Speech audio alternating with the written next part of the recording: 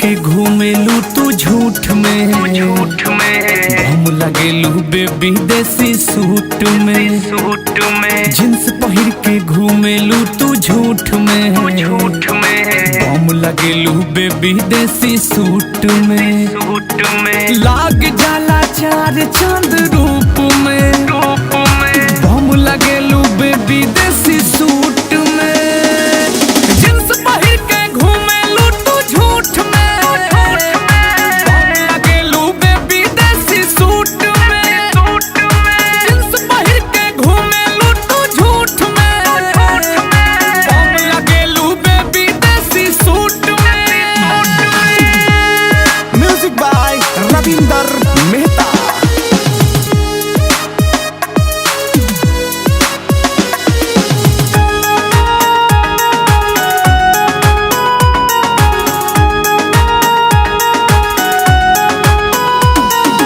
देसी सूट में स्वीट लगेलू तू बेबी सिंपल फेस में क्यूट लगेलू तू बेबी देसी सूट में स्वीट लगेलू तू बेबी सिंपल फेस में क्यूट लगेलू तू बेबी ब्लू आइज बवाल लहगे लुक में अंडे अंग निखरेला तो हर धूप में जींस पहिर के घूमेलू तू झूठ में हम लगेलू बेबी देसी सूट में जींस पहिर के घूमेलू तू झूठ में हम लगेलू बेबी देसी सूट में। मिक्स बाय पिंकू बाबा, रसीला रिकॉर्डिंग स्टूडियो 7257967496।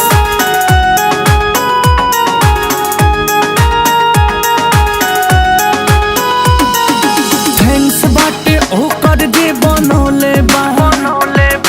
रच रच के तोहरा के सजौले बा थैंक्स बाटे ओकर जे बनौले बा रच रच के तोहरा के सजौले बा बिने अकेला प्रे करे वो गॉड से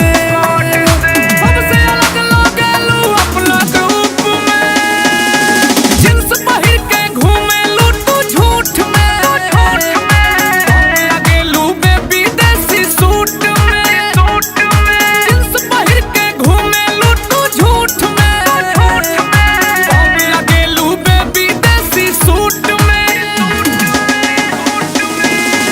गोरे गोरे गोरे गोरे गोरे गोरे गलिया, कारी कारी कारी कारी कारी कारी अखियां, दिलवा तब बस डांस करे सुन के बेबी तोर मिठी मिठी बतिया। थोड़ी